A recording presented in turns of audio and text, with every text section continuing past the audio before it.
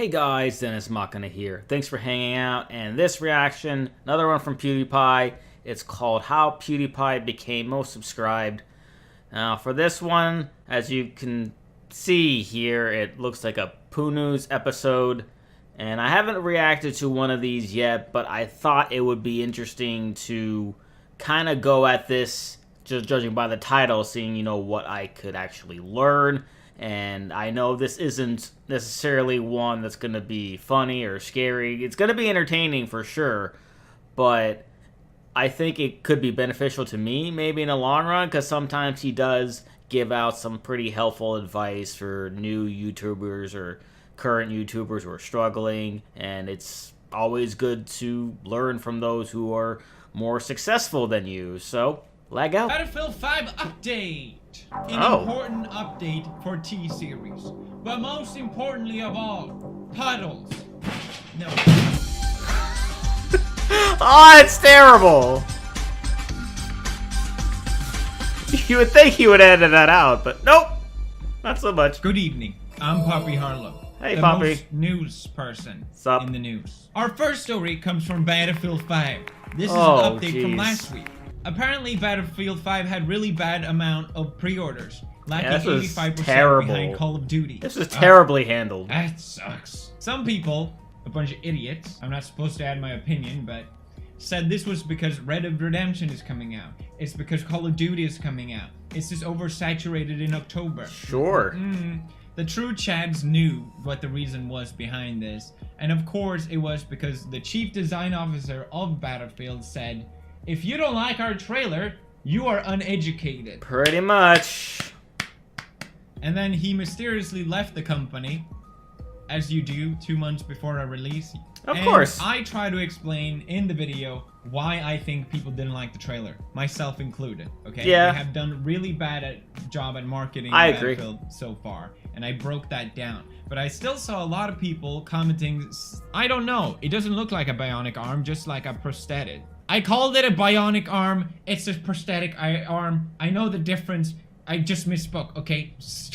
We don't get our education about how wars were from games. Sure, they can do that, but it's not their job. It's a school's job. I couldn't get less Fs about what's in Battlefield. I wasn't at the war, and I wouldn't play to relive it either. Yes, the trailer just being a statement is kind of dumb. However, people going numb over that, just as dumb. So basically, you're calling me dumb for saying this trailer is dumb? Aw.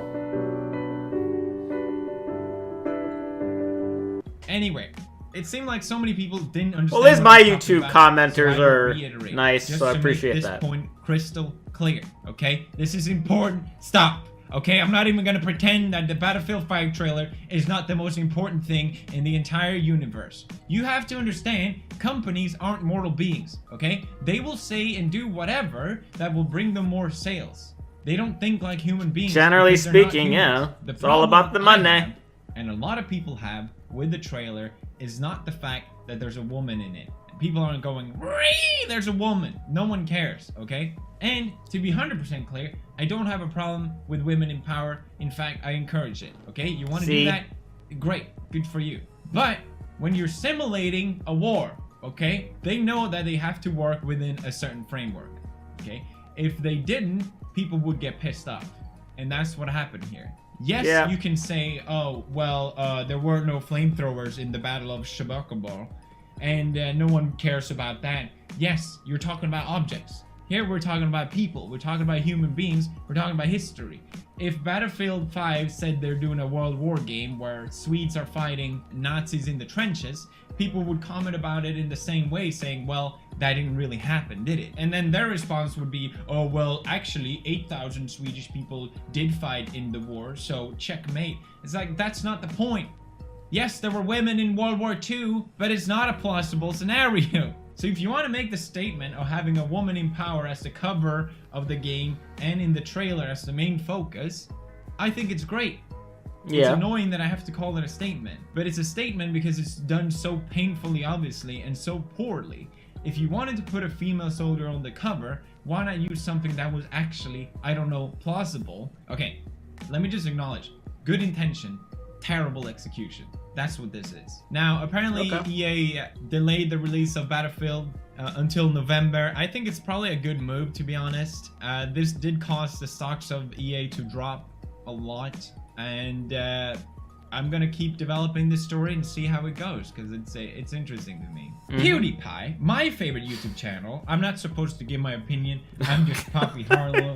But my favorite YouTube channel is being overtaken by the channel TSeries. Oh dear, this again. This already, but later this year, PewDiePie will no longer be the biggest channel on YouTube. It will be overrun by the channel TSeries. Now, PewDiePie bravely challenged TSeries to a fight to the death, and they have yet to respond to his request. What a bunch of cowards. PewDiePie has gathered a lot of support by Mr. Beast, for example, Leo Lush. We don't stand a chance against the population of India. Sometimes it's not about who's going to win. It's about being on the right side of history. Oh my goodness. The all-inclusive channel or the Indians, huh? War. War is coming, T-Series. Be aware. Now, this was covered by, of course, The Verge, and the Polygon. Same company. Oh, Polygon. Same company, owned by Vox. Interesting. They're the only ones covering this. I didn't know that. Let it be clear. That they were owned by the same company. Okay? I know that's a false statement, because if I say I don't care, I am saying I care enough to say that I care, and then just go on, and it doesn't make any sense. I know. The thing is, I have expressed that I don't want to be the #1 channel on YouTube for a long time, okay? I would prefer if someone else passes me.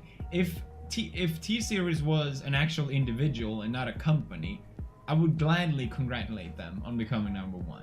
It genuinely doesn't bother me. There are already channels bigger than me, but no one's talking about that. You have music, gaming, sports, and YouTube movies. I'm technically the 5th biggest YouTuber. Now, of course, I didn't realize that. They always know how to grind my gears. So instead of talking about this, I wanted to bring up the point that they bring up in this article, where Polygon brings up this video from MatPat, which says, ironically, what helped Shelber become the king of YouTube, as explained by Matt Patrick in the video, Shelber managed to reach audiences in countries like Sweden, Italy, France, okay, and the UK, while also building up a fan base in the United States. And I've heard this argument so many times. It's just one of those things that people keep saying, and then it suddenly takes on its truth on its own.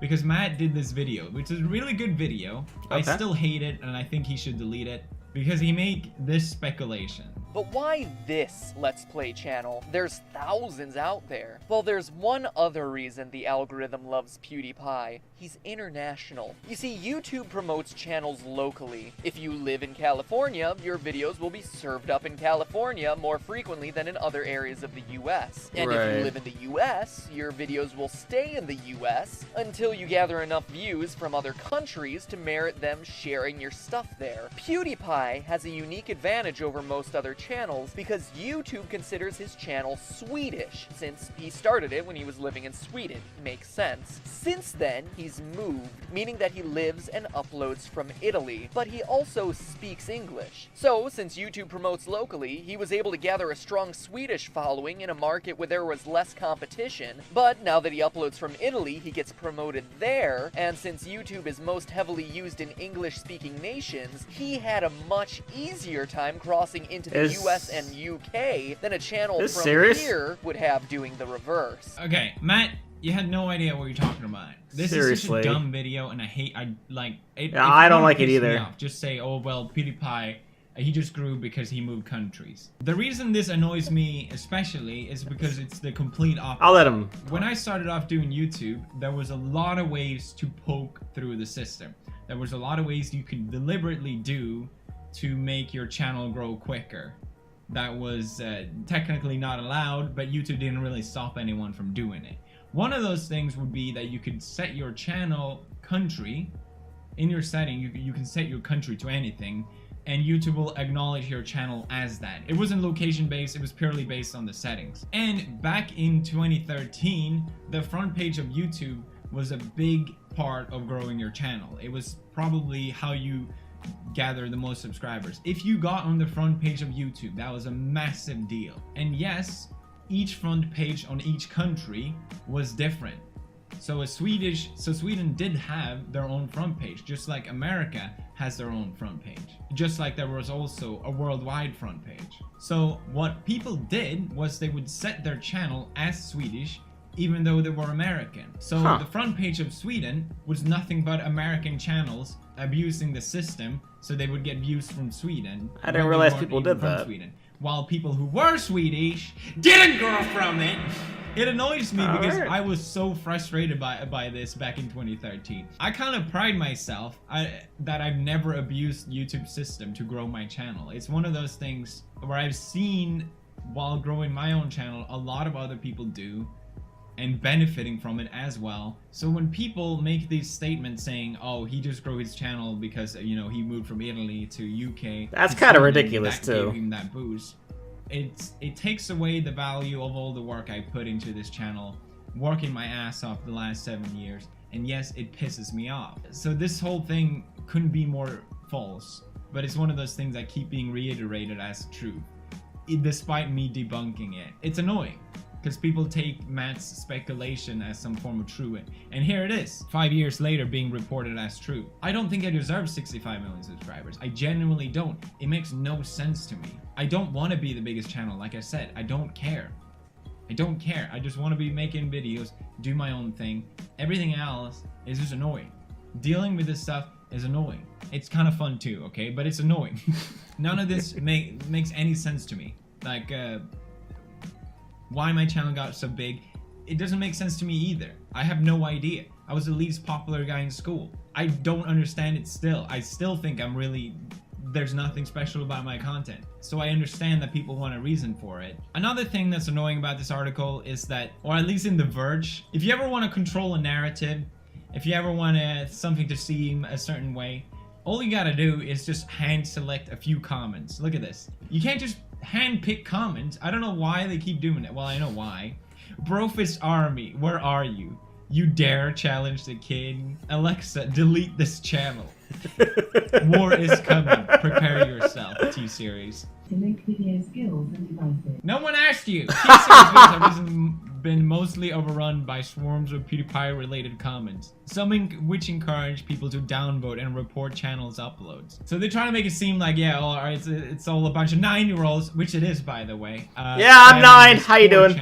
This poor channel, okay? I think the video that gets 15 million views in 2 days. Good lord. Will be okay. I think they will survive. TSeries, accept my challenge to the death. Until then, the swarm of 9-year-olds will keep coming after you. And The Verge. And anyone that dare challenge us. That's right. I pledge my allegiance to PewDiePie. Sorry, we're out of time. I'm Poppy Harlow. Thank you for smashing like on this video. It supports this channel, along with hitting the sponsor button. Arigato gozaimasu. And I'll see you guys next week. I'm Poppy Harlow. Okay, so basically what I wanted to touch on before I conclude this reaction is basically what that guy was saying is just because of the language he speaks and the fact that he's moved from this country to that country, he gets more and more subscribers, more views, and more all of that.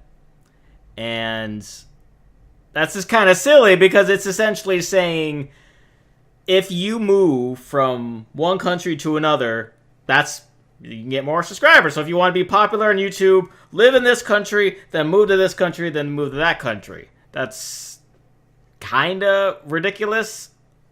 I mean, I don't know. I mean, because, you know, just judging by my analytics, obviously, like, most of the people who watch my channel are, you know, American. But, you know, there's obviously other people all over the world who watch my channel. I have, let me just pull it up, just so, this is a former reference here. Pull up my analytics. Alright, so here we go. So, 31% obviously we have in the US. I have 5.8 in the UK, 4.6 in Sweden, 4.0 in Germany, and 3.8 in Canada. So obviously it's going to spread. It's not going to spread as quickly as, you know, the loophole in YouTube system back in 2013, but it's going to spread. And if people like your channel enough, then it's gonna happen. So it's kind of dumb because PewDiePie legitimately does work hard, even though he gets more criticism probably than he deserves most of the time. He's certainly not perfect by any means, but you know, videos like that just aren't really necessary. And again, it's done for the views because, you know, anything having PewDiePie's name in the video will garner views. Which, as you may or may not have noticed, some of my higher viewed videos all have PewDiePie in them. So that's just, you know, that just is what it is. But just to slander somebody and just to disregard all the hard work that they've done just to prove your points, to prove your, you know, agenda or whatever it is, it's kind of lame. I don't like it. Don't do it. Like, focus on your own thing. Focus on yourself. You know, go and react to his video. Go be positive about, you know, other people's content if, you know, that's what's going to give you views. I don't know. I'm just rambling and my words are all jumbled up. They probably don't make much of any sense. All I'm trying to say is, stop being mean to each other. Stop it. Please give this video a like if you enjoyed my reaction. Comment down below. Let me know how you felt about this topic. Share this video. Subscribe if you haven't subscribed already. Ring the notification bell. I put out new videos every single day with reactions like these and Let's Plays. And I will see you guys next time.